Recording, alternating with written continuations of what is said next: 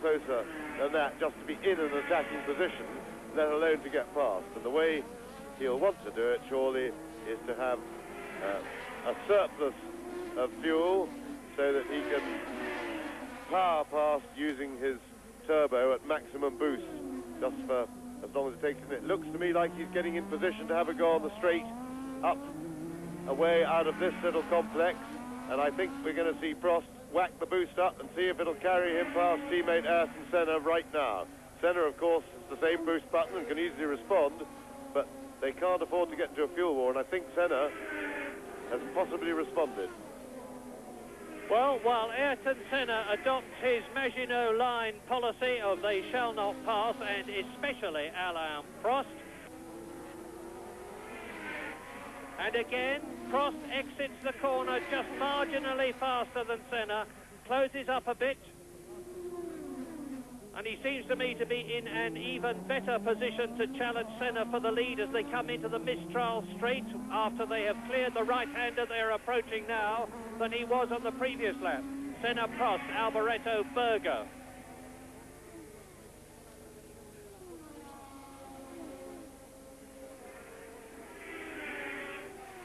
Under half a second. Look at it. Now, Senna's got somebody in front of him that he will have to make a passing decision about very shortly.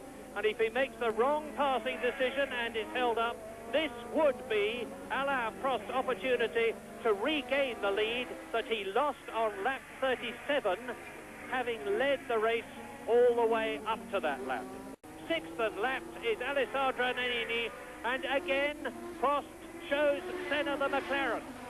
Now here's one to conjure with, because the man they're about to lap is Nelson Piquet, and there is no love at all wasted or lost between Senna and Piquet, and it may just be that Piquet, well, I'm quite sure if he can see a way to help Prost, he will try, because that's very much their attitude to each other, the two Brazilians. And Piquet will be able to see in his mirrors and talk on his radio and know exactly what's going on behind as Prost gets right up on the gearbox of Ayrton Senna. And you saw Piquet's car in the background just ahead going into the corner in front. There again, a little glimpse of Piquet's car. This is what we really have been waiting for all season.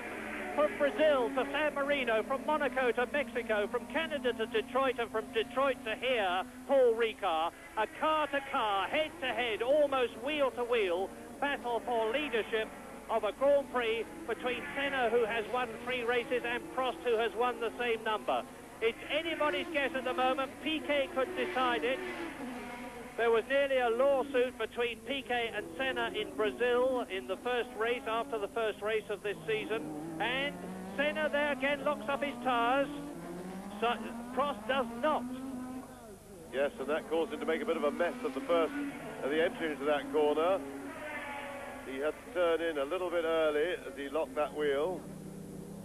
See, now it gets going again, but it hurt the turn into the corner. But of course, Prost was unable to do anything about it because there's a bit more to that little wiggle through it, and Senna was able to recover.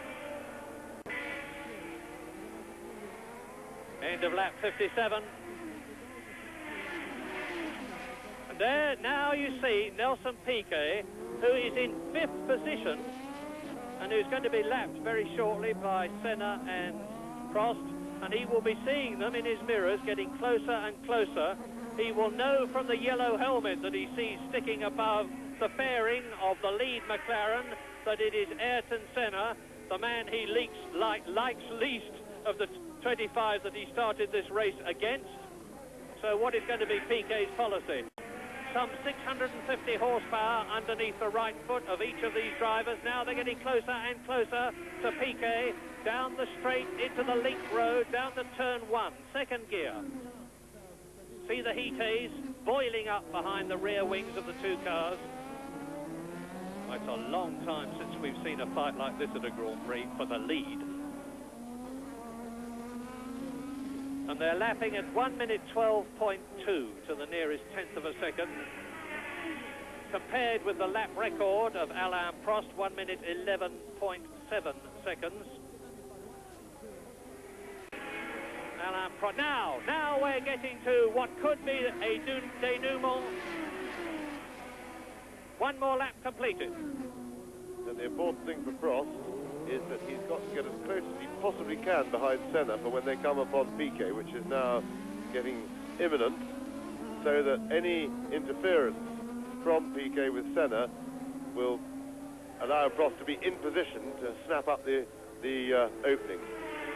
Yes, and in front of Piquet there are 3.5 litre cars forming a snake, which Senna and Prost will have to deal with after they have dealt with Piquet. Now we've got that. It is Larrauri, followed by De Cesaris, followed by Martini, followed by Caffey. There's Piquet, then Senna, and then Alain Prost. And Piquet gets the car almost sideways. Looked like he locked his rear brakes and he was a bit all over the place and took Senna a little bit by surprise, in fact. But Senna is in... Piquet's going to block Senna. It looks like he's making Senna go the long way round. And Senna is through. So Piquet successfully negotiated. And he then, of course, helped Prost and let him go. Prost going down the inside. And Prost has got inside Senna, and Prost caught Senna by surprise there. Brilliant piece of driving by Alain Prost. He took the advantage. He was quicker through the fast corner. Senna, I think, was still thinking about Piquet and what had gone on, and wonderful piece of opportunism driving. And that really is, yes, revenge for Canada for Alain Prost, where Senna did that to him. Well, Piquet, there'll be a lot of discussion about that after the race, but Piquet certainly didn't help Senna. And Alain Prost, that was quite one of the most superb bits of opportunistic driving I've ever seen, and Senna is certainly fighting back. He's lost the lead, he means to get it back. Yes, I don't think you could say that Piquet interfered with Senna at all. He moved over to the right-hand side of the track, gave Senna a clear run at the corner. I think the effect he did have, though, was to psych Senna and deflect Ayrton's concentration away from Alain Prost, and thereby just allowing that door to be left open. But it's by no means over yet. Prost has got back markers in front that he's got to get inside and try and get, because Senna is right there behind him, and that will please Prost, getting that little bit of gap there, particularly now that Senna has failed to get past. And it's Alex Caffey that Prost has passed. Alex Caffey is in 12th place, momentarily held up Senna, who has passed him. There is Oscar Larrauri in the white Eurobrunn car. He has been passed, and you can see the gap now. So, since the previous lap, now Alain Prost is in the lead, and now he will be charging to try and build a cushion.